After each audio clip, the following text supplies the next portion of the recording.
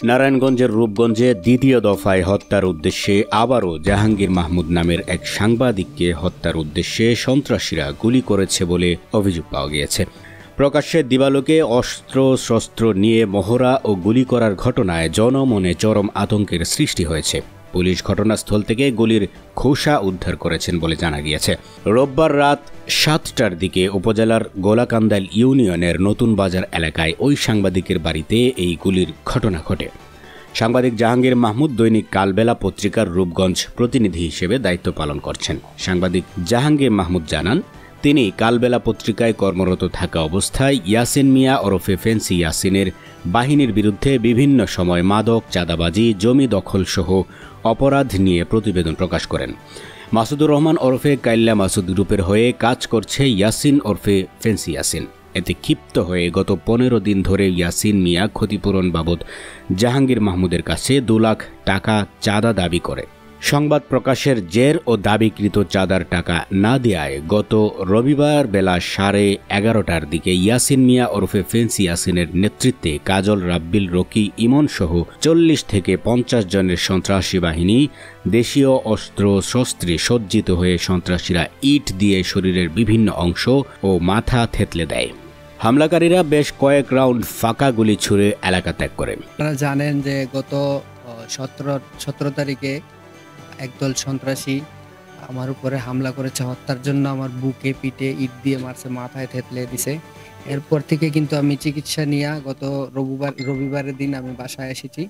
এরপর থেকে এখন পর্যন্ত চিকিৎসাধীন অবস্থায় বাসায় রয়েছি। তো আজকে বিকালবেলা সকালবেলা আজকে কোর্টে আদালতের মাধ্যমে একজনের জামিন হয়েছে আর একজন আটক করে দিয়েছে, আদালত জামিন দেয়নি। তো একজন যে জামিন হয়েছে এরপরে এরা সবাই মিলে আজকে বিকালে আপনার হচ্ছে গিয়া মাসুদ, যে কাইল্লা মাসুদ বলে, এই কাইল্লা মাসুদ সহ প্রায় 200 থেকে 300 বাইক আমাদের এলাকায় এই যে বাজারের যে রাস্তাটা আছে এই সড়কে তারা বাইকে মহড়া দিয়েছে এবং বিভিন্ন আমাকে উদ্দেশ্য করে বিভিন্ন গালাগাল করেছে এবং আমাকে দেখে নিবে সব ধরনের কথাই তারা বলে গিয়েছে। পরবর্তী আজকে এই সন্ধ্যাবেলা আপনার হচ্ছে গিয়া 6:30 এরকম বা 6:20 এরকম টাইম হবে আনুমানিক। আমিও ঘরে ছিলাম।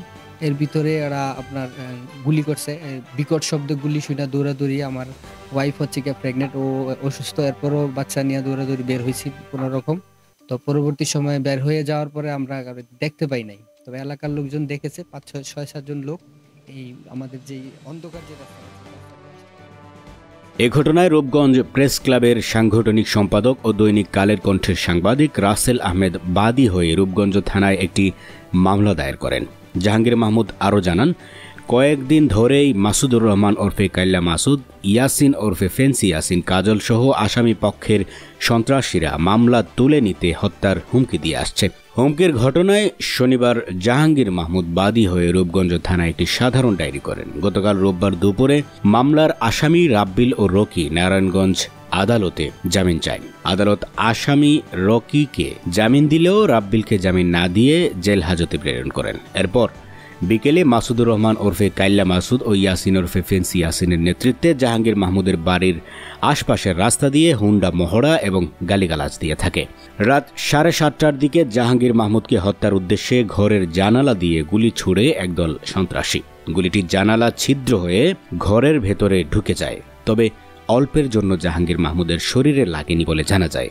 এতে করে এলাকায় জনমনে চরম আতঙ্কের সৃষ্টি হয়েছে। ঘটনার পর থেকে চরম নিরাপত্তাহীনতায় ভুগছেন জাহাঙ্গীর মাহমুদ সহ পরিবারের সদস্যরা। আমার বাচ্চা নিয়ে আমি রান্না করতেছি, তখন এই গুলির আওয়াজ পাইছি। আমার মেয়েদের নিয়ে আমি জাবড়ায় ধরছি। আমি আবার অসুস্থ, আমার হাজব্যান্ড আগেও ছিল মারার জন্য, অনেক কিছু করছে, এখনো মারার জন্য অনেক কিছু করতেছে। আমি প্রশাসনের কাছে আবেদন করে আমার স্বামী যেন। আর দেখে আমার এখানে বিকট এক শব্দ হয়েছে, একবার আমার শরীর কাপড়টা গেছে। আমি করছি অঞ্চে যাইমো তাও পারি না, চাইমো যে তাও পারি না। আমার ছেলেরে মারবার লেগে যে গুল্লিটা করছে এইটা ওয়ালও পড়ছে করিয়া, এরপরে আবার আপনার সাইডেও দেওয়াল চোখের লগে গিয়ে পড়ছে। তবে এ ব্যাপারে মাসুদুর রহমানের সঙ্গে যোগাযোগ করা হলে তিনি তার বিরুদ্ধে আনিত অভিযোগ সম্পূর্ণ মিথ্যা ও বানোয়াট বলে দাবি করেন। Bhulta police incharge inspector Mizanur Rahman ঘটনার সত্যতা স্বীকার করে বলেন, গুলির খোসা উদ্ধার করা হয়েছে। অপরাধীদের চিহ্নিত করে গ্রেফতার ও অস্ত্র উদ্ধারের চেষ্টা চলছে। আপনারা জানেন যে সাংবাদিক জাহাঙ্গীর ভাইয়ের উপর যে হামলা হয়েছিল কিছুদিন আগে, এটার প্রেক্ষিতে আমাদের রূপগঞ্জ থানায় একটা নিয়মিত মামলা দায়ের হয়েছে এবং আমরা আসামি গ্রেপ্তারের জন্য, ওই মামলার যারা এজাহার নামীয় আসামি তাদের গ্রেপ্তারের জন্য আমাদের অভিযান অব্যাহত ছিল। আমাদের অভিযানের প্রেক্ষিতেই তারা হয়তোবা ভীত সন্ত্রস্ত হয়ে আজকে কোর্টে সারেন্ডার করতে গিয়ে একজন জামিন পেয়েছে, একজন পায় নাই। ও তারপরে আজকের যে ঘটনাটা, এই যে আপনার সাংবাদিক জাহাঙ্গীর ভাইয়ের বাড়িতে যে গুলিবর্ষণের ঘটনাটা, এই ঘটনা শোনার সাথে সাথেই আমরা অত্যন্ত দ্রুততার সহিত আমার টিম আমি পাঠাই এখানে। পরবর্তীতে আমি এবং আমার অফিসার ইনচার্জ রূপগঞ্জ থানা আমরা ঘটনাস্থলে এসে পরিদর্শন করলাম। আমরা আপনাদেরকে আশ্বস্ত করতে চাই, সাংবাদিকদের আমরা সমাজের দর্পণ মনে করি। সাংবাদিকদের উপর যে কোনো আক্রমণ, এটা আমি মনে করি যে একটা সভ্য সমাজে থাকতে পারে না এবং আমরা সকল সাংবাদিক ভাইদের আশ্বস্ত করতে চাই আমরা অত্যন্ত দ্রুততার সহিত এই বিষয়ে যথাযথ ব্যবস্থা নিব এবং তদন্ত করে যারা এই ঘটনার সাথে জড়িত তাদের বিরুদ্ধে সর্বোচ্চ যে ব্যবস্থা নেওয়া যায় আইনগতভাবে আমরা সে ব্যবস্থা নিব। দৈনিক কর্ণকণ্ঠ, সবার কথা বলে।